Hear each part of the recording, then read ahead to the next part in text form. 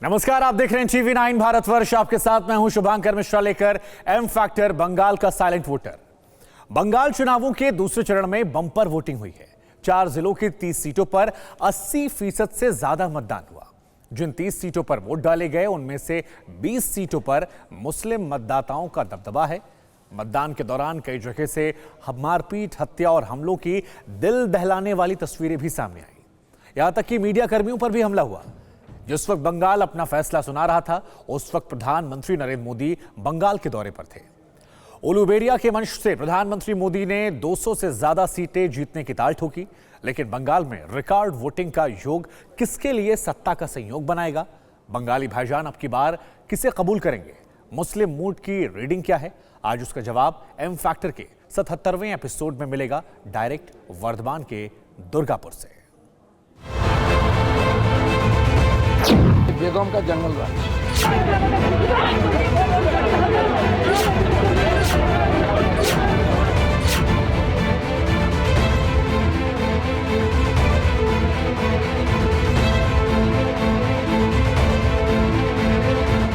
ঠান্ডা ঠান্ডা কুলকুল মাথা ঠান্ডা করে জিতবে কিন্তু তৃণমূল। तृणमूल कुल नहीं, बंगाल के लोगों के लिए शूल है, शूल। सियासी संग्राम के शोलों से बंगाल धधक रहा है, बंगाल सुलग रहा है।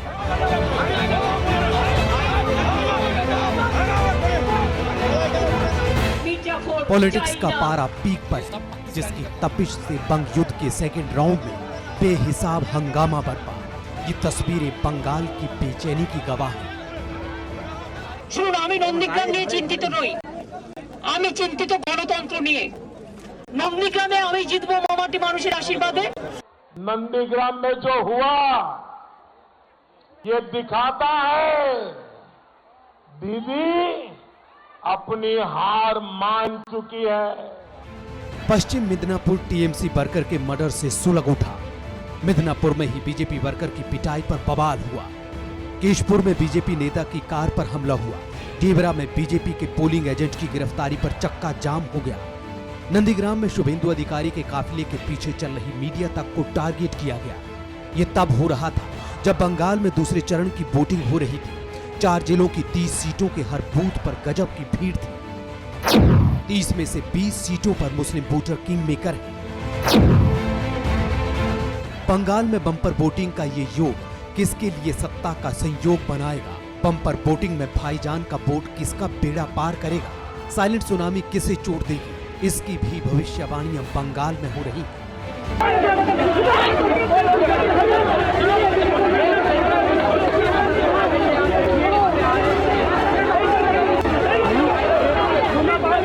তোমার দস্যুদের ফুল নয়, তোমার ডাকাতদের ফুল নয়, তোমার দানবদের ফুল নয়। आपको मुझे गाली देनी है, जरूर देते रहिए। मेरी जितनी बेइज्जती करनी हो उतनी बेइज्जती करिए। स्क्रू ढीला हो गया जैसी बातें, एक से एक भद्दी गालियां आपने मुझे दी है। लेकिन दीदी, मेरा आग्रह आपसे यही है कि देश का संविधान का अपमान मत करिए। जिस वक्त बंगाल वोट कर रहा था, उस वक्त प्रधानमंत्री नरेंद्र मोदी उलुबेरिया से बंगाल को साध रहे थे। हंगामा बंग युद्ध के एपिक सेंटर नंदीग्राम में भी हो रहा था। दीदी के धुर विरोधी शुभेंदु अधिकारी ममता राज की परिभाषा बंगाल को बता रहे थे। চাইনা চাইনা বিজেপিকে চাইনা, অত্যাচারী বিজেপি তোমাকে আমরা চাইনা। ये बेगम का जंगल राज। ममता बनर्जी ममता बेगम, इसलिए तो मैं बेगम कर रहा हूँ। दावे अपनी जगह, दलीलें भी अपनी जगह, लेकिन कलकत्ते की लड़ाई में मुसलमान किसे सिरमौर बनाएंगे? सेकंड राउंड की भिड़ंत के बाद मुस्लिम मूड की इसी नब्ज को टटोलने हम वर्धमान जिले की हॉट सीट पश्चिम दुर्गापुर पहुंचे। खुद को मनवाने का हुनर मुझको आता है, मैं वो कतरा हूँ कि समंदर भी मेरे घर आता है। नमस्कार, मैं हूँ श्रीनिवास और इस वक्त मैं मौजूद हूँ पश्चिम बंगाल के इस्पात नगरी दुर्गापुर में अपने उसी सवाल के साथ कि आने वाले चुनाव में दुर्गापुर के मुसलमान किसे बनाएंगे फौलाद और किसे कर देंगे बेताज। तो आइए चलते हैं इस्पात नगरी में और जानते हैं क्या कहता है दुर्गापुर का एम फैक्टर। पश्चिम दुर्गापुर में 9% से ज्यादा मुस्लिम वोटर हैं। ये दुर्ग कांग्रेस के कब्जे में है। विश्वनाथ परियाल यहाँ से मौजूदा विधायक हैं। साल 2016 में यहाँ के भाईजान ने कांग्रेस का हाथ थामा था। तब कांग्रेस को 54.44% वोट मिले थे, टीएमसी को 32.95%, जबकि बीजेपी को महज 9.19% वोट हासिल हुए थे। बंगाल की रेस में कांग्रेस हाशिए पर खड़ी है। क्या इस बार कांग्रेस दुर्गापुर के दुर्ग को बचा पाएगी? यह लहर किसकी है? इसका पहला जवाब चौंकाने वाला है।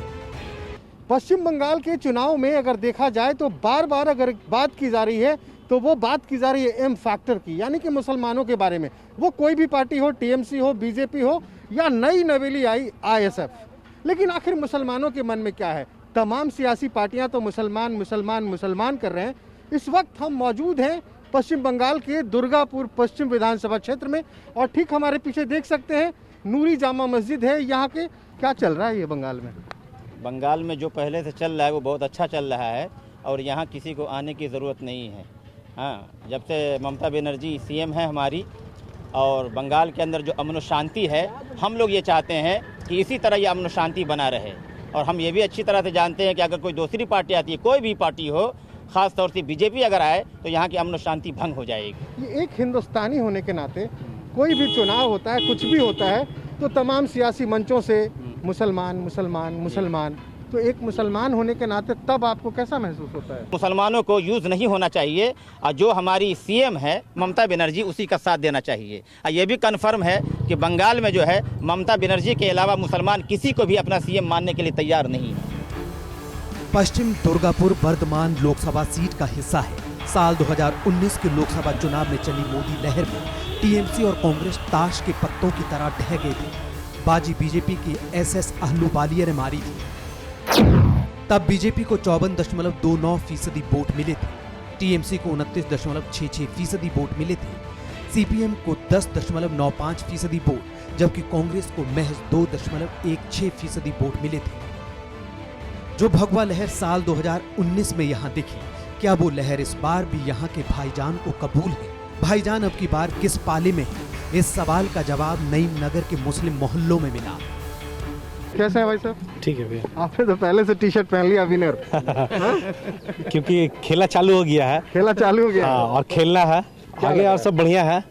और ये खेला होबे? खेला तो होबे कि झमेला होबे ना, खेला होबे और दुर्गापुर पश्चिम बंगाल तक बीजेपी के ताड़ा न होबे। अच्छा, आप हिंदी में बोलिए। क्या बोले फिर? तो खेला तो होगा और दुर्गापुर पश्चिम बंगाल से बीजेपी को भगाना होगा। एक इल्जाम लगता है खास करके मुसलमानों पे, सियासी पार्टियां ही लगाती हैं, कहती हैं मजहब के नाम पे वोट होता है। ऐसा कुछ होता है क्या?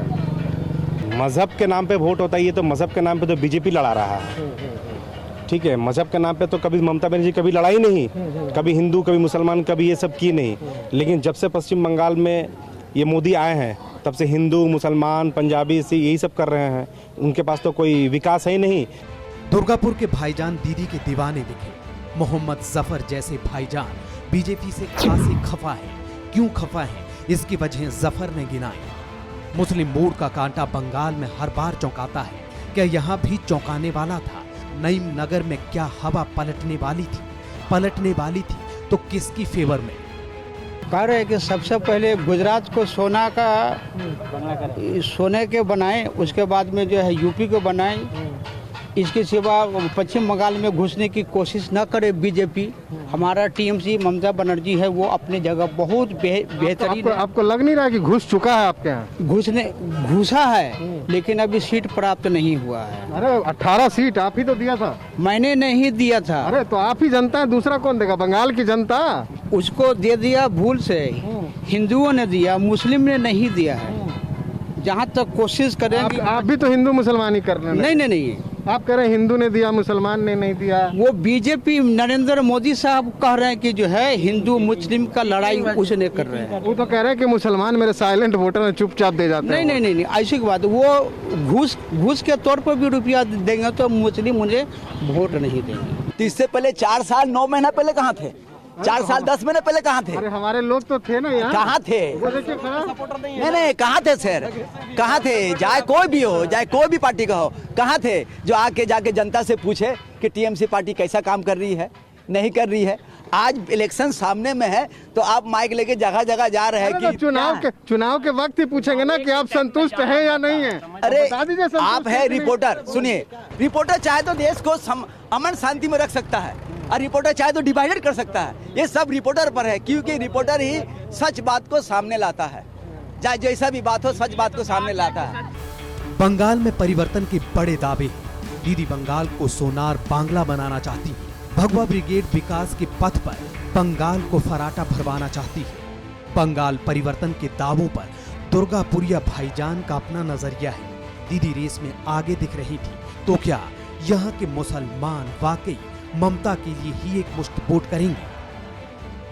मैं कह रहा हूँ कि बीजेपी ये कहती है, दावा करते कि हम सीट बनाएंगे, तो मैं बोलता हूँ कि उनको आए कैसा साल हुआ, तो उन्होंने तो हमसे एक बात साबित करके दिखा दे कि पूरे ऑल इंडिया में हॉस्पिटल, स्कूल, मदरसा, ये जो पब्लिक सेवा जितना भी है कहाँ कहीं बनाए। सिर्फ हिंदू मुस्लिम मंदिर मस्जिद, इसके बाद अदरवाइज कुछ काम उनका दिखाई दिया कहीं भी न्यूज में? आप ही बताइए, कहीं दिखाई दिया? अभी इलेक्शन का टाइम आया है तो अभी मोदी का हम यह करे वह करे, इतना यह तीर मारा बहुत है, आज तक क्या साबित हमको करके दिखा दे। असल मुद्दे यही होते हैं, जमीन के मुद्दे, लोगों के मुद्दे। ये कह रहे हैं, जैसा कि आपको मालूम है, दुर्गापुर सिर्फ बंगाल में नहीं, पूरे हिंदुस्तान के मानचित्र पे एक इंडस्ट्रियल हब है, इंडस्ट्रियल हब। और ये कह रहे हैं कि यहाँ से तमाम इंडस्ट्रीज बंद होती जा रही है। इसका जिम्मेवार कौन, ये भी बता रहे हैं। खैर, चुनाव में जवाब इन्हीं को देना है। हम तो इनके दिल का हाल ले सकते हैं, जवाब इन्हीं को देना है। अब देखते हैं क्या जवाब देंगे ये। और भी कुछ लोग हैं, चलिए उनसे बात करते हैं आगे। आइए ना।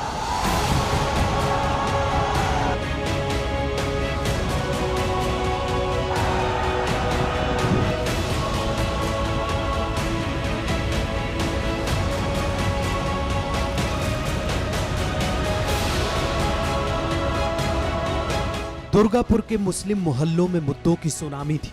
यहाँ के मुसलमान का विजन क्लियर है। कंफ्यूजन बस इस बात पर थी कि विकास कौन करेगा। अब तक की पड़ताल में मुस्लिम मोड़ का कांटा दीदी की तरफ झुका दिखा। तो क्या वाकई यहाँ भगवा ब्रिगेड के दावों की हवा निकलने वाली थी? ग्राउंड जीरो पर इस तिलिस्म से भी पर्दा उठा। दुर्गापुर में ही मौजूद हैं अपने उसी सवाल के साथ। एक भाई साहब दिखे हैं, बेचारे के पीठ पे वजन बहुत ज्यादा है। चल रहा है अंदर? ठीक ठाक चल रहा है, पहले वाली बात नहीं है, लेकिन ठीक ठाक चल रहा है। ठीक ठाक चल रहा है जी। वही तो मुद्दा है ना, मुद्दा यही है कि यंग जो जनरेशन है उसको रोजगार चाहिए। हमको मस्जिद से मंदिर से कोई मतलब नहीं है, क्योंकि जहाँ मस्जिद है मंदिर है। अभी मैंने एक पोस्ट पढ़ा था, बहुत ही काबिल इंसान का पोस्ट था, कि मंदिर और मस्जिद बनने से भिखारी ही निकलेंगे वहाँ से। अगर यहाँ पर स्कूल या कॉलेज बनता है तो वहाँ से ग्रेजुएट होकर लोग अपने पैर पर खड़े हो सकते हैं। तो सरकार को मंदिर और की तरफ ध्यान नहीं देके उसको इंडस्ट्रियल की तरफ ध्यान देना चाहिए, इंडस्ट्रियल बेल्ट के ऊपर में, जिससे हम लोगों को रोजगार मिला। लेकिन जब सियासी नेता लोग आते हैं तो क्या ये मुद्दे आप उनके सामने उठाते हैं? रखते हैं, हम रखते हैं, बिल्कुल रखते हैं। मैंने तो नहीं के बराबर लोगों को देखा है। आप तो नेताजी जिंदाबाद करने लगते हैं। हमको अंधभक्ति नहीं बनना है ना, हम व्हाट्सएप पे देख के न्यूज थोड़ी देखते हैं, हम तो देख रहे हैं न्यूज को। आपका चैनल है, अच्छा न्यूज दिखाता है। हर बार इलेक्शन में हिंदू मुस्लिम का मुद्दा बन जाता है। ये मुद्दा क्या है, इससे क्या फायदा है? हमारा मुद्दा शिक्षा और रोजगार है, बिल्कुल क्लियर है। और यहाँ पर क्या, यहाँ बस जितने भी लोग हैं सभी का मुद्दा यही है। ईवीएम पे बटन दबाते तक आप रहेंगे कायम? बिल्कुल रहेंगे, यही मुद्दा होना चाहिए, आगे भी यही मुद्दा होगा। हसन रजा जैसे भाईजान अपनी फरमाइश सुना रहे थे। साइलेंट सुनामी के बीच दुर्गापुर का वायलेंट वोटर खुलकर बोल रहा था। हसन जैसे मुसलमानों के लिए मजहब मुद्दा नहीं है। मंदिर मस्जिद की सियासत भी यहाँ के मुस्लिम मन को कचोटती है। यहाँ के मुसलमानों के लिए मुद्दे बुनियादी है। मुद्दा शिक्षा का है, रोजगार का है, 2 जून की रोटी का है। लेकिन क्या यहाँ के दूसरे मुसलमान भी ऐसा ही सोचते हैं?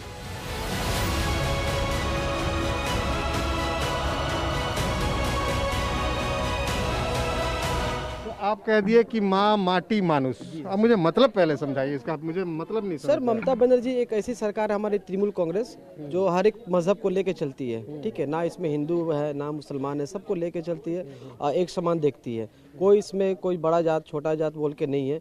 लेकिन कुछ ऐसे लोग हम लोग के बीच में भी ऐसे अंधभक्त है जो मोदी के सपोर्टर हो गए, अगर भूखे भी मरेंगे। आप लोग के बीच में मतलब हम लोग के बीच में, अब हम मुसलमानों में भी? नहीं, हाँ मुसलमानों में भी है सर, क्यों नहीं, मुसलमान में भी है, हिंदू में भी है, हर एक जात में है, ऐसा नहीं है सर। अच्छा, ये ना अंधभक्त मैं सुनता हूँ, इसकी परिभाषा बताएं मुझे, ये होता क्या है? सर अंधभक्त ऐसे भी है, अभी जैसे हम लोगों ने सुना था, न्यूज में भी स्टेटमेंट आया था कि अगर मोदी सरकार अगर 100 रुपये पेट्रोल भी कर देंगे तो घर को हम लोग बेच के भी हम लोग 100 का 200 का दाम पे पेट्रोल हम लेंगे, तो ये सर अंधभक्ति है ना सर। क्या लग रहा है माहौल क्या, बस दीदी के सिवा कोई नहीं, दीदी के सिवा कोई नहीं, और कोई है ही नहीं, बाकी सब खाली ब्लैंक एकदम ब्लैक, देख लीजिए।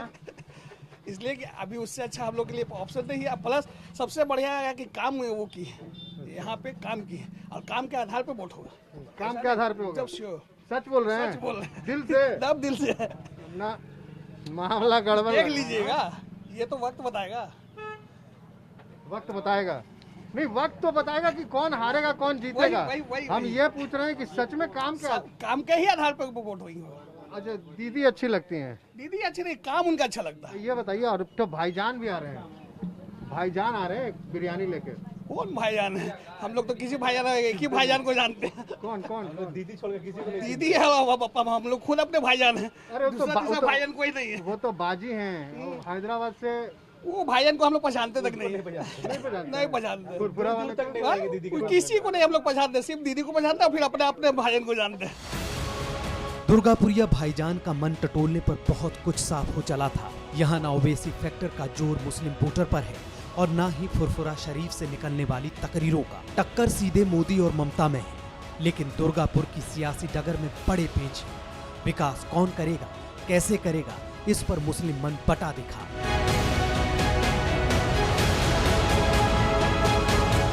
हमारे समझ से तो जो सरकार यहाँ की है अभी, ममता दीदी, हमारा भी उम्मीद है उन्हीं का आएगा। ऐसे जितना भी जो करे, यहाँ उस तरह का माहौल नहीं है। बंगाल में थोड़ा सा बूझ वाले आदमी है, इसलिए करके हमारा अपना यही ख्याल है। ये मेरे साथ आप दुर्गापुर से देख रहे थे एम फैक्टर। आज का सफ़र हम यही समाप्त करते हैं, अगले एपिसोड में कहीं और मुलाकात होगी। लेकिन जाते जाते बस इतना कहूँगा कि हम अमन चाहते हैं, मगर जुल्म के खिलाफ अगर जंग लाजमी है तो जंग ही सही।